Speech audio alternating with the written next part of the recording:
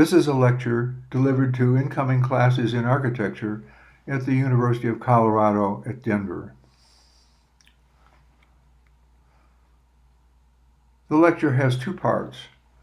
The first part addresses my professional history, and the second part focuses on my theory and practice as these were developed over the years. I will begin with part one, history. It was 67 years ago, this past September 2020, that I entered Cornell University to study architecture. I was a recent high school graduate of Culver Military Academy. Culver combines military discipline and academic rigor. Following my graduation from Culver, I was inducted into the United States Navy as a midshipman. Mom was there to support me. The Navy enrolled me concurrently in the NROTC program of studies in naval science and in Cornell's undergraduate architecture program.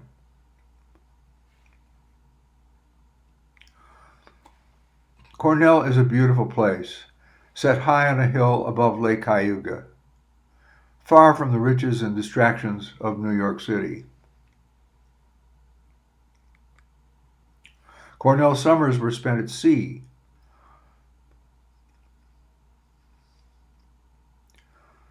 Once again, far from the riches and distractions of land-based life. Living at sea for weeks at a time is a unique way of life, let me tell you. If you haven't been at sea,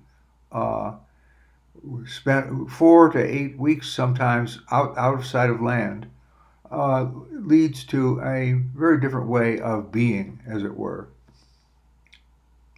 My first such training cruise was aboard the Iowa-class battleship Wisconsin. It is a Cornell tradition for architecture, art, and planning students to build a giant dragon for St. Patrick's Day.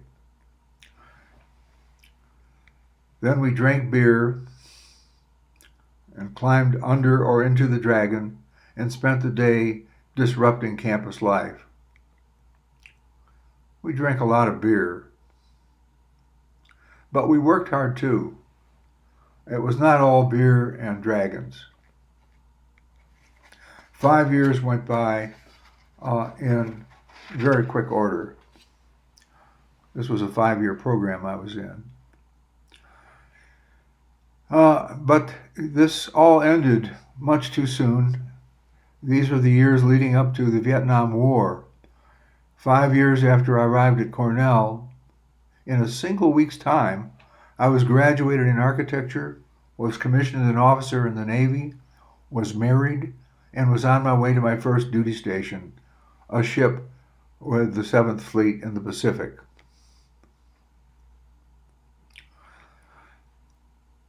My first assignments were in damage control with the amphibious forces. The Navy's amphibious forces are responsible for ship-to-shore assaults, transporting Marines, vehicles, ammunition, and supplies from ship to shore under fire and landing them on the beach in an assault. During my 13 years in the Navy, I saw duty in the Pacific, the Atlantic, the Mediterranean, and the Caribbean.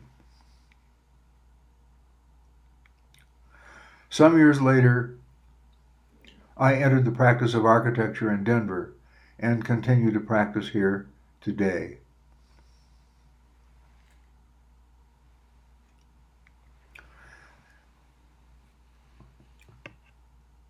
The discipline of architecture is both difficult and fulfilling, demanding and rewarding.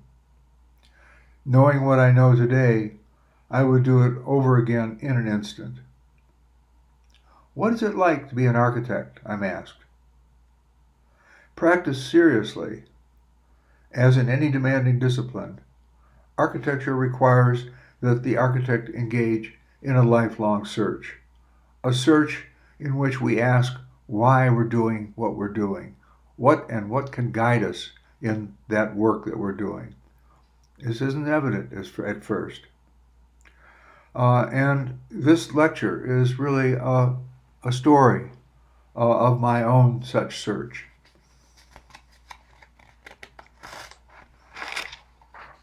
To begin, I was raised in Chicago in a bustling lower middle class inner city neighborhood. My parents took me often on the elevated train known as the L into the heart of the city. The L culminates in that heart of the city, where it forms the heart of the city by looping around the city center. Thus, the city center is known as the Loop.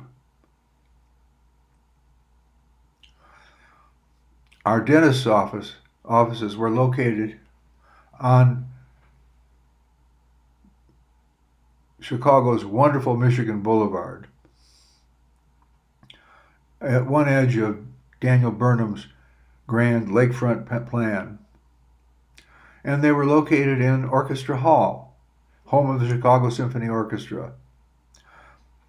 And above the auditorium, in the dentist's chair, one could not hear but could certainly imagine the orchestra rehearsing under the baton of Fritz Reiner down below us. And even today, I imagine how extraordinary it was for me as a young boy to be in proximate relationship to the great orchestras and composers and performers who were right beneath my dental chair. During these years, Rachmaninoff, Stravinsky, and Prokofiev played here.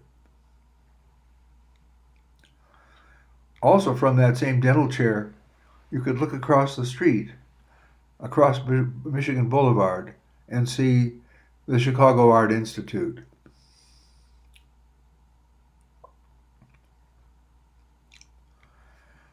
Nearby was Adler and Sullivan's Grand Auditorium building. When constructed in 1889, this was the largest building in the United States and the tallest in Chicago. It was a multiple-use building, meaning it had not only the auditorium, which was a grand auditorium, but it also had an office building and a hotel, all in one building. And Adler and Sullivan's offices, you can see in the upper left where the arrow is, their offices were located in a tower, the office tower that was an integral part of the building itself. And here within their offices, a very young Frank Lloyd Wright worked here as a draftsman.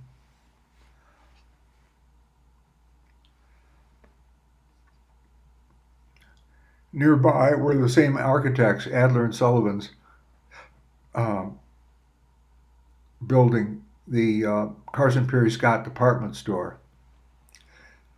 Louis Sullivan was known for his rich organic ornament, which you see in some detail in these images here.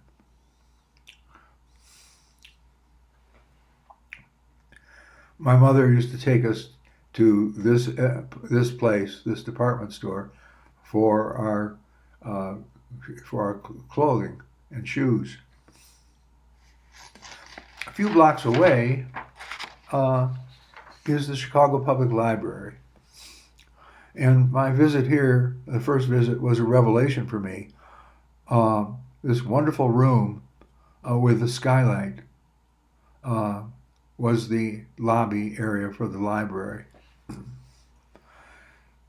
But it wasn't the architecture that so much remains as a memory for me of my experiences here, but books themselves. Here I was introduced into the world of books, and they've played a significant part in my life ever since.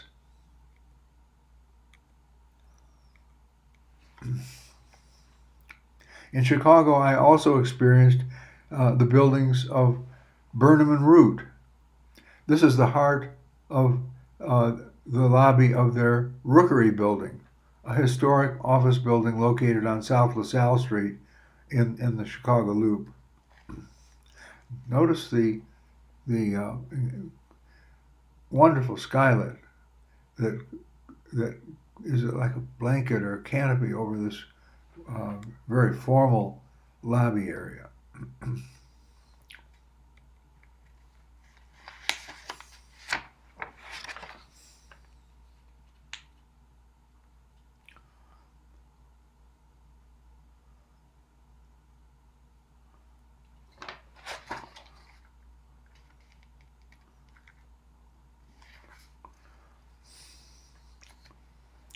South of the Loop is Frank Lloyd Wright's Roby House, located on what is now the campus of the University of Chicago.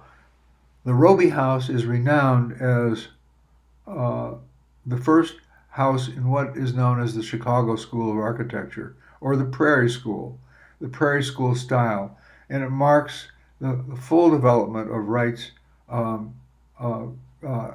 architecture.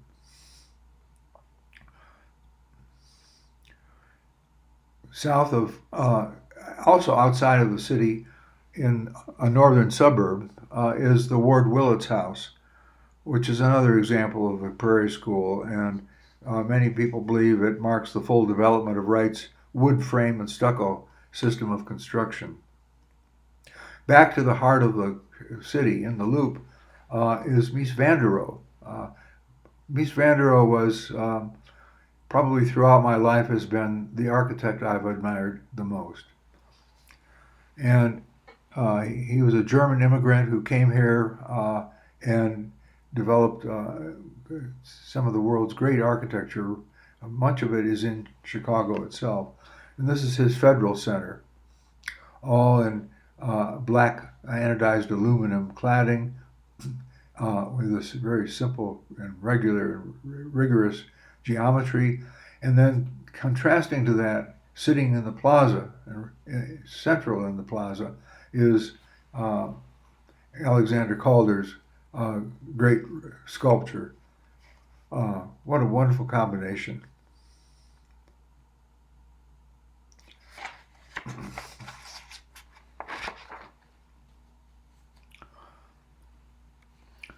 This is Mies van der Rohe's post office, also in the Loop.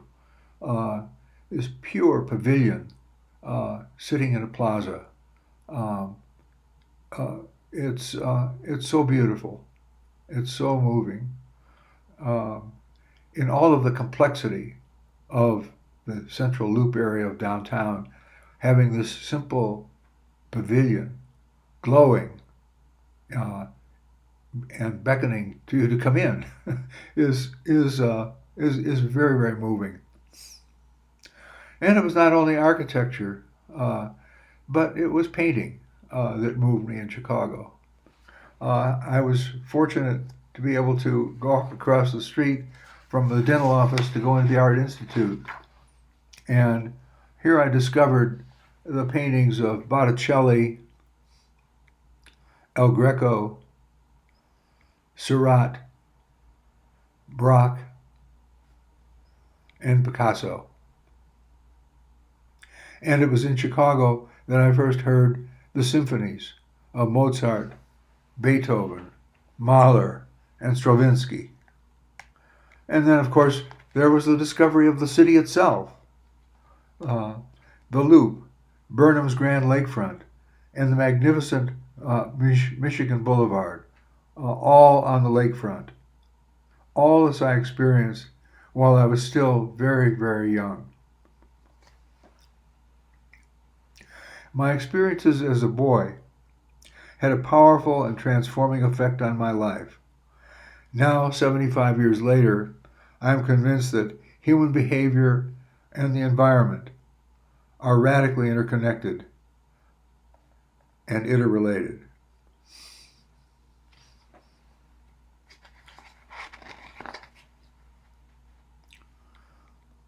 What is the source of this extraordinary power of architecture in the city to shape human life?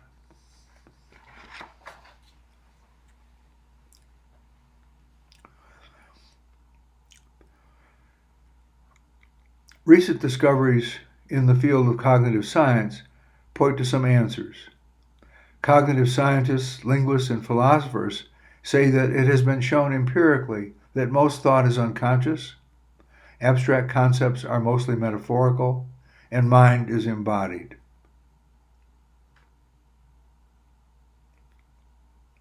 The phrase, mind is embodied, means that thought requires a body, not just in the trivial sense that you need a physical brain to think with, but in the profound sense, that the very structure of our thoughts comes from the nature of our body. The very structure of our thoughts comes from the nature of our body. Nearly all our unconscious metaphors are based on common bodily experiences in our environment. An environment which is, for the most of us today, at human scale. It's made. The implications of this are far-reaching, especially for those of us who work to shape the environment.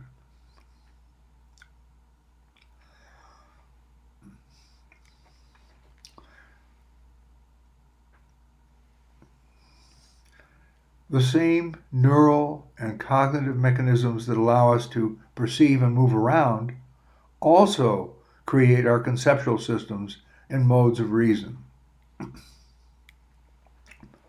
Thus, to understand reason, we must understand the details of our visual system, our motor system, and the general mechanisms of neural binding. Now, none of us go that far in understanding reason. The point here is that our mind and body are intimately interconnected, and feed upon each other in our understanding of the world and in developing our various modes of reason.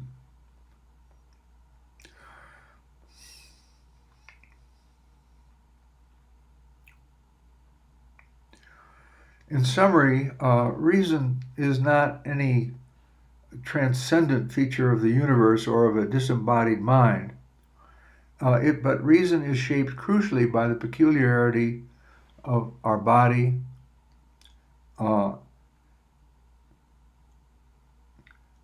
and by the remarkable details and neural structure of our brains, and by the specifics of our everyday functioning in the world.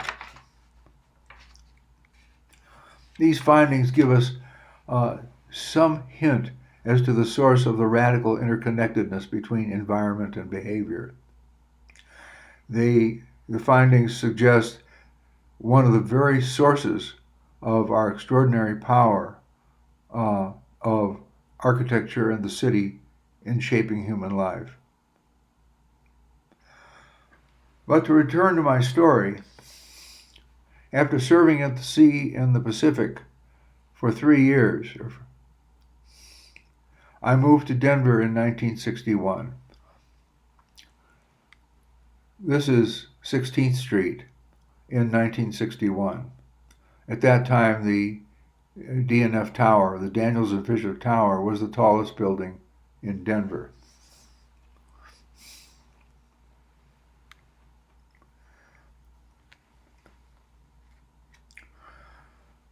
Just as I reflect upon the fact when I was here, I worked with local architecture firms as a young man. And a word of caution probably is in order. Don't go on your own too soon. Work for good firms. There's so much to learn. And there's a lot to learn on your own as well, but not too soon. Not too soon. In this regard, in my very first venture in architecture in Denver, I was very, very fortunate. I was fortunate because after several years I found myself in positions of great responsibility at a very young age. My seniors entrusted me to design a number of major projects before I established my own firm in the mid-1970s. This is the Blue Cross Blue Shield building.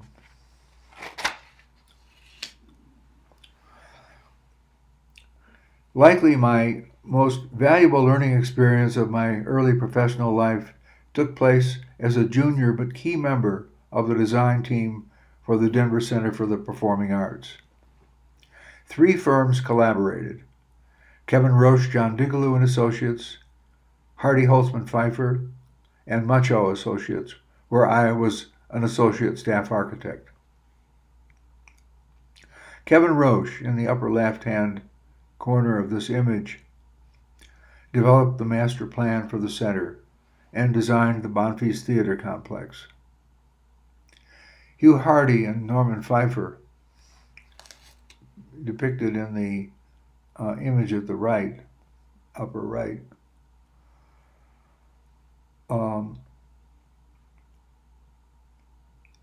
designed Betcher Concert Hall.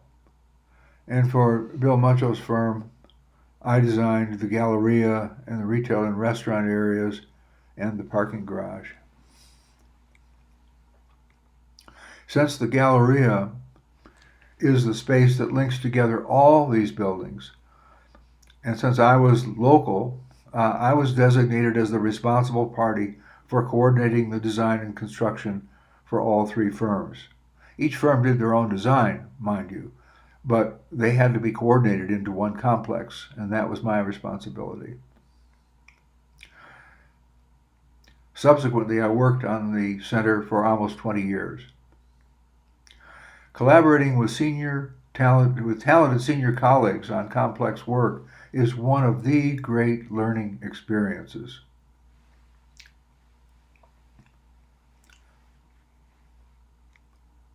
Here's the center as completed.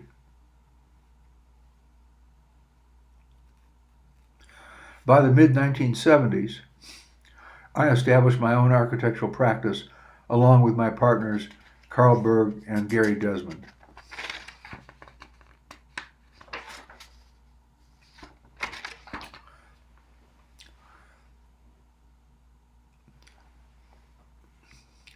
This concludes part 1, history of my lecture, and in the next section we will talk about theory and practice.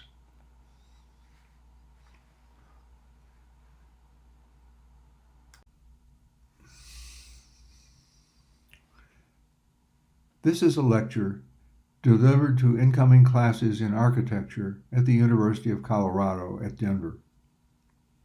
The lecture has 2 parts. Part 1 addresses my history, my professional history, and Part 2 addresses my theory and practice.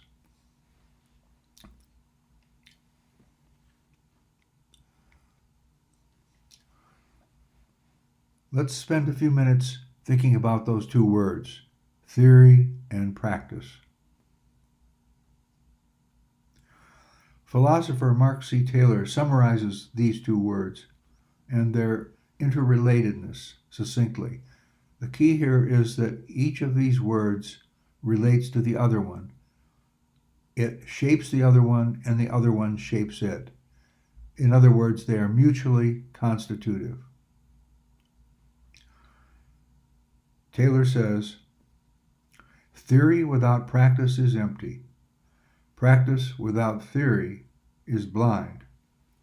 The ongoing challenge is to bring both theory and practice together in such a way that we can theorize our practices and practice our theories.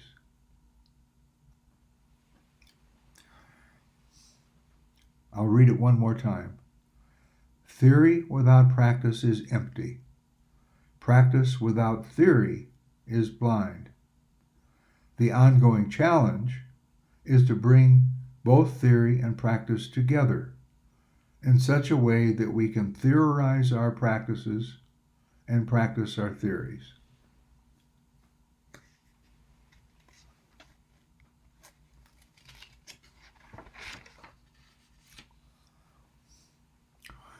In this second part of my reflections on architecture, I will discuss my own ongoing search for ways to theorize my practices and to practice my theories. In the mid-1970s, I established my own architectural practice along with my partners Carl Berg and Gary Desmond. We would not have thrived without each other, nor without our wonderful and multi-talented staff. This image depicts some of the work we accomplished during our fledgling years. Initiating and opening a formal practice of architecture is a true struggle.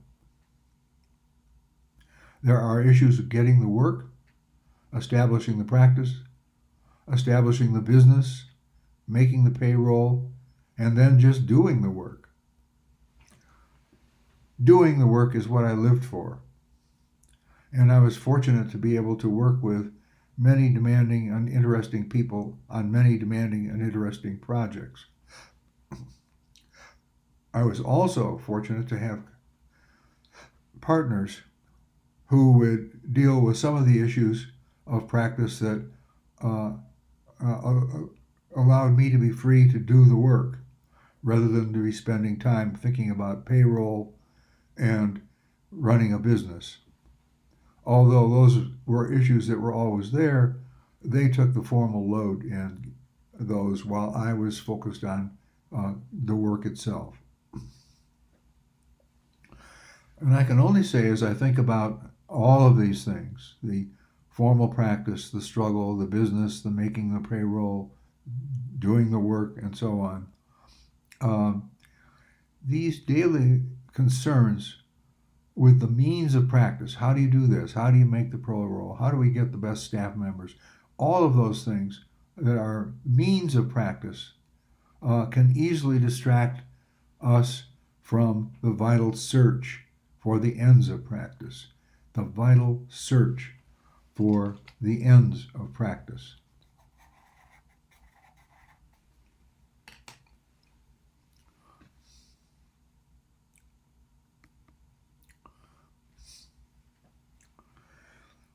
In the mid-1980s, I was invited to teach a studio, a design studio, at Harvard's Graduate School of Design. And this was a rich and rewarding experience for me. I was able to teach alongside some of the world's leading architects. And when not teaching, we spent time talking together, questioning work, mounting exhibitions, and also then working with very, very bright students. Here's a lecture hall. Here's the design studio hall. Notice it's a stepped hall with a sloping roof. And all of the design studios are in one big room. And here you can see, standing on one of the levels, looking down at the other level, there's a sense of community there in this one big room that is not experienced anywhere else.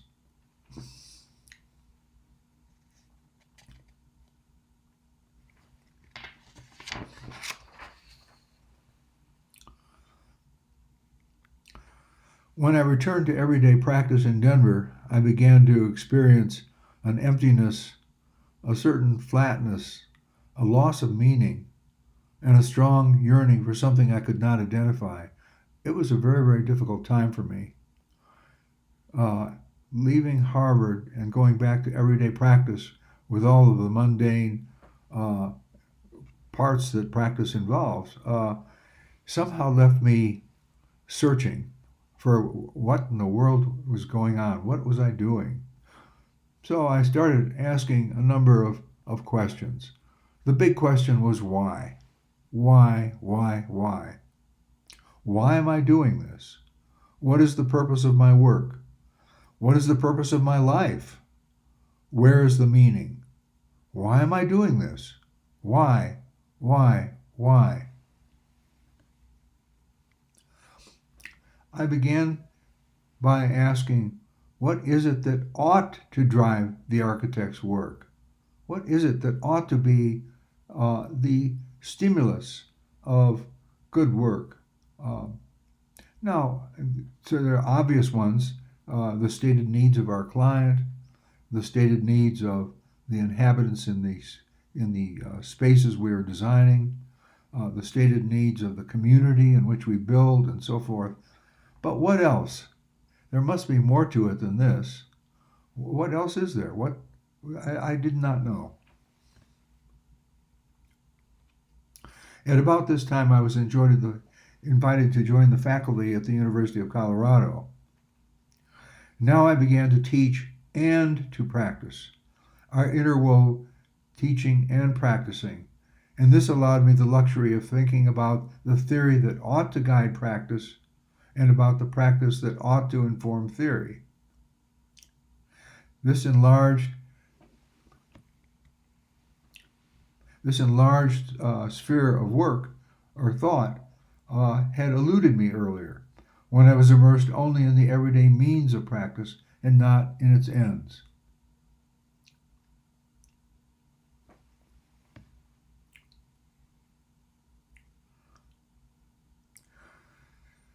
The enlarged sphere of thought that was starting to emerge became even more cogent and meaningful for me in the light of my earlier reflections on the findings in the cognitive sciences that I discussed a little bit earlier. Mind is embodied. Reason is not a transcendent feature of the universe or of disembodied mind. Instead, reason is shaped crucially by the peculiarities of our human bodies and by the remarkable details of the neural structure of our brains, and by the specifics of our everyday functioning in the world.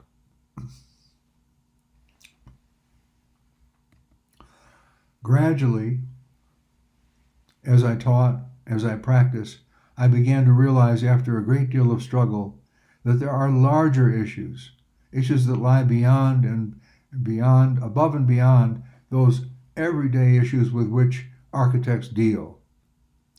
These larger issues are the ethical and political issues. Now, the question of ethics is, how ought I live my life during my brief sojourn here on earth? What is good? What is bad? What is right? And what is wrong? And why? Why are some things good and some things bad? Why are some things right and others wrong?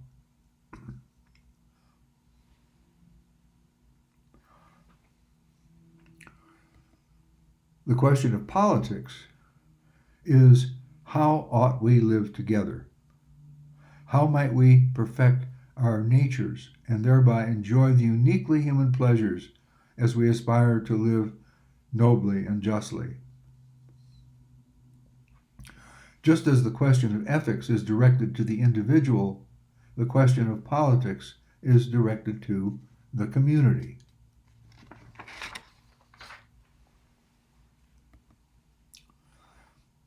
We should pause here to reflect on the vast difference between the word politics with a lowercase p and the word politics writ large with an uppercase p.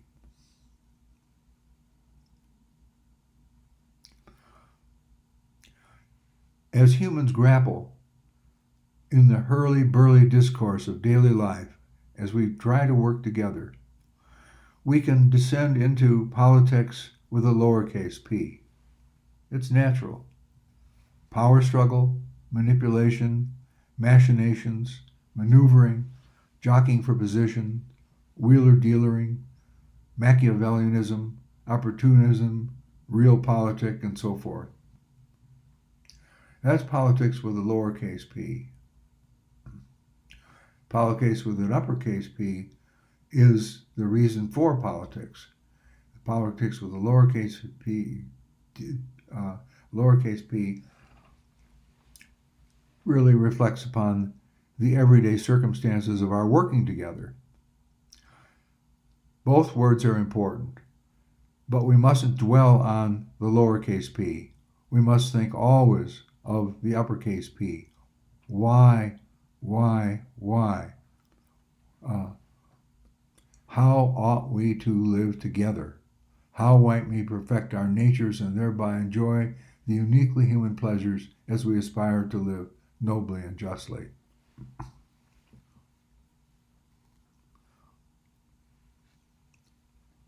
Now, there's another important word to underscore here, and it is the word ought. O-U-G-H-T. How ought I to live my life? How ought we to live together? So the upper one has how ought I live an ethical life, and the lower one is how ought we to live our lives together in a political realm. It's worth reflecting upon the word ought here because it signifies an obligation or duty, and it arises within us out of our human nature. In philosophy, this is known as natural law. Natural law places us under three obligations: to seek the good and to avoid evil, to do good and to avoid doing evil, which means acting justly towards others, and to act for the common good or general welfare of the community of which we are members.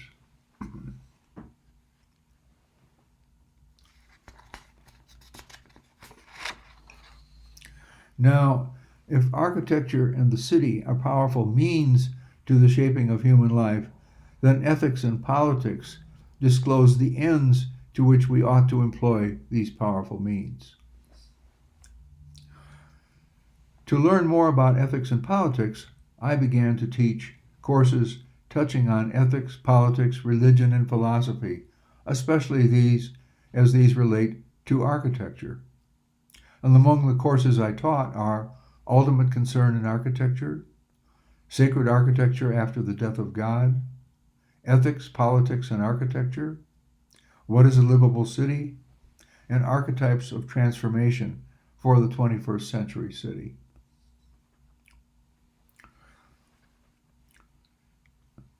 To teach these courses, I continued my study of ethics. Aristotle was one of the first teachers of ethics, and his ethics focus on the person who lives life with a truly reasoned approach to the essential nature of each thing or situation, gathering together the meaning of things, the essence of what makes life worth living. Aristotle used the word kailon. Kailon, as a word, embraces the notion of the beautiful and of that which is worthwhile of its own nature, as if they were one and the same thing. We have no such conjunction of meanings in our vocabulary or culture, but kailon was the epitome of Greek as well as medieval culture.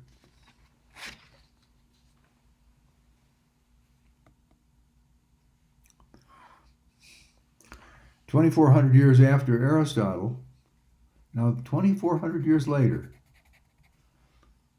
philosopher Ludwig Wittgenstein spoke of a similar idea in his 1929 lecture on ethics.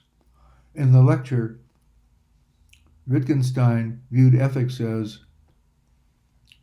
the inquiry into what is valuable, or the inquiry into what is really important, or the inquiry into the meaning of life, or the inquiry into what makes life worth living, or the inquiry into the right way of living. I began to see that the things that really matter in our lives appear to fall into such areas as the patterns of history, the demands of nature, the needs of my fellow humans and other sentient beings, the duties of citizenship, the call of God, or something else of this order that really matters crucially?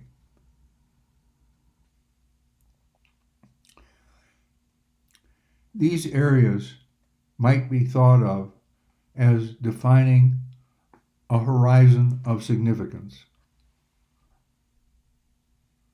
Or said another way, a horizon of the major questions about what really matters in our lives.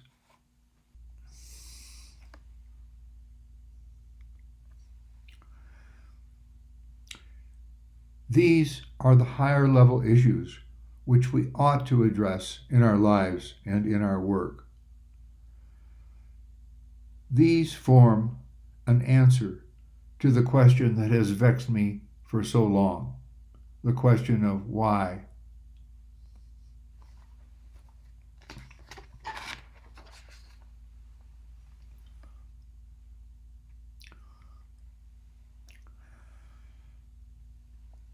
Now I will speak briefly on the nature of my ongoing inquiry today. 67 years after having entered Cornell's College of Architecture, I remain passionate about architecture. Architecture has been, and continues to be, extraordinarily important to my life. It is among my greatest concerns.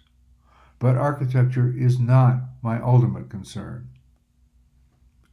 Architecture is not my ultimate concern. My ultimate concern is the concern for what is valuable, or for what is really important, for the meaning of life, for what makes life worth living, for the right way of living.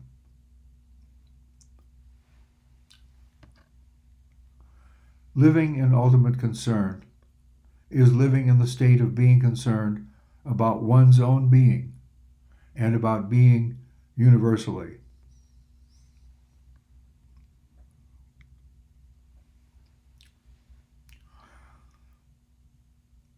Ultimate concern is the concern that is ultimate, unconditional, and infinite. Paul Tillich was a contemporary of Wittgenstein's. Tillich held that being religious means asking passionately the question of the meaning of our existence and being willing to receive answers, even if the answers hurt. I'm going to quote Wittgenstein now, I'm going to be quoting Paul Tillich. Such an idea of religion makes religion universally human, but it certainly differs from what is usually called religion.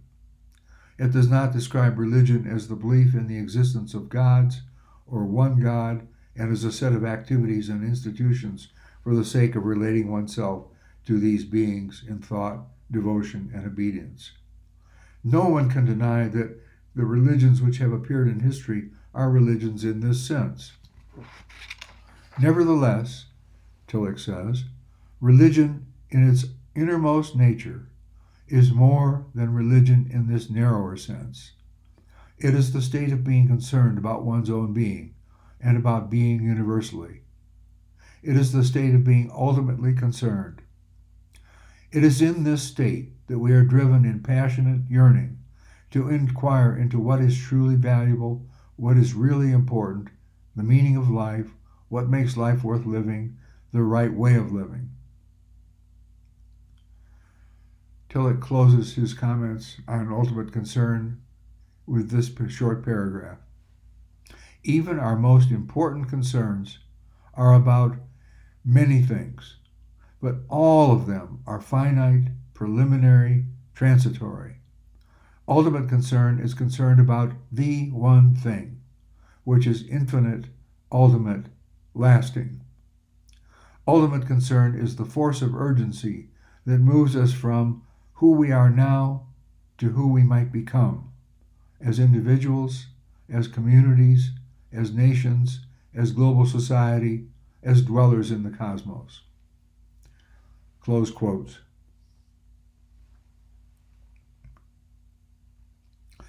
As a symbol of ultimate concern, I have long admired the painting shown here, titled Joseph the Carpenter, and painted by Georges de la Tour in 1642.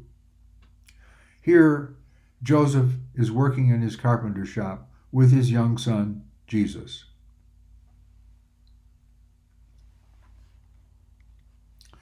Then, in one split second, one shattering moment, Joseph looks up and suddenly glimpses ultimate reality in the boy's intense eyes, all as the boy holds his hand steadily within the flame of the candle. Look at their eyes.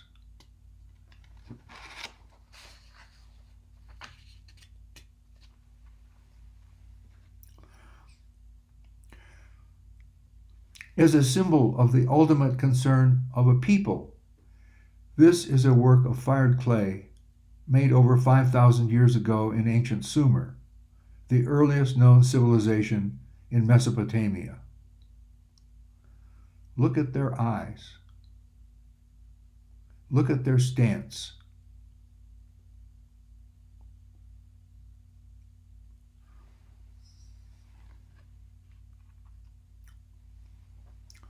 Although it is not my greatest concern, architecture remains part of my ongoing inquiry today.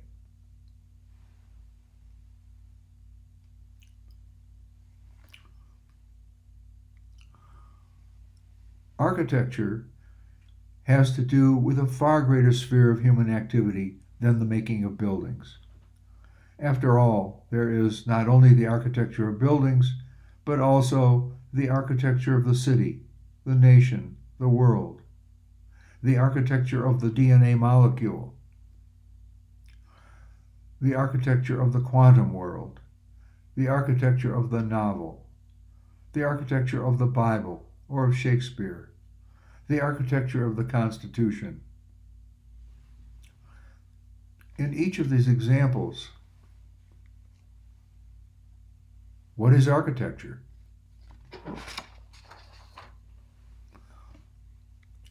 Architecture in each one appears to refer to architecture's ordering and measuring structures, wherein order points to a state wherein all components are arranged logically, comprehensibly, or naturally, and wherein these constitute components exhibit similar differences and different similarities. Measure points to a limit or boundary, physical and or moral.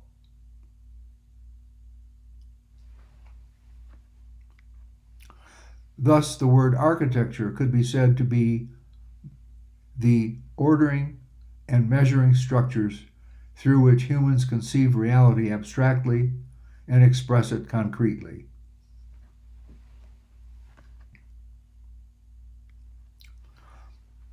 Architecture has the power to enact ideas or to positions regarding physical or philosophical or moral limits, regarding ethical and political issues.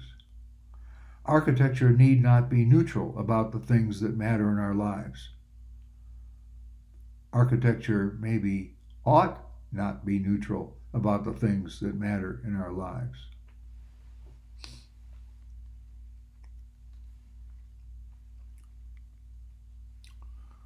Ultimate concern is the concern that is ultimate, unconditional, infinite. It is the force of urgency that moves us from who we are now to who we might become, as individuals, as communities, as nations, as global society, as dwellers in the cosmos.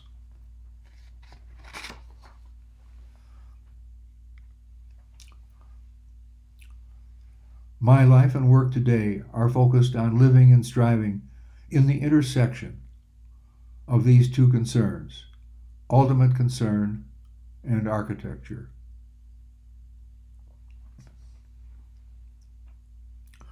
I will close my reflections on architecture with a brief consideration of what are commonly thought to be the greatest challenges of our time.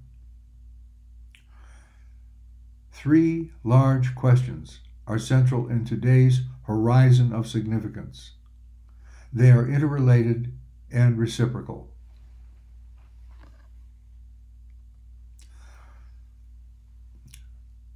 The first question is, how can the life systems of the biosphere be sustained? How can economic development be undertaken so as to sustain rather than degrade the life systems of the biosphere?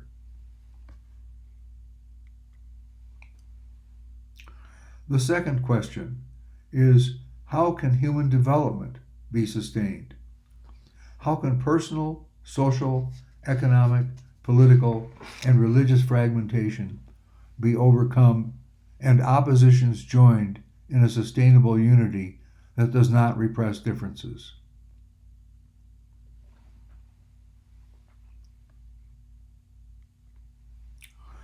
The third question is about democracy.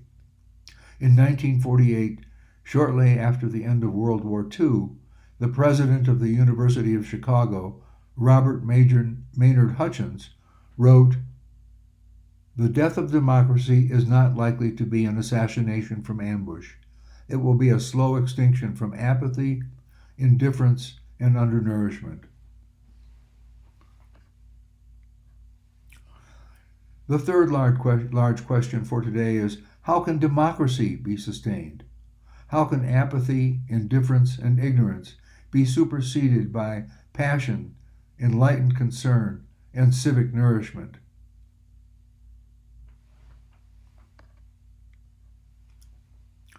These are the big questions looming in today's horizon of significance. These, it seems to me, are questions that are above and beyond the everyday question of the stated needs of our clients. And these are questions that architecture, with all of its power to shape and transform human life, ought to address.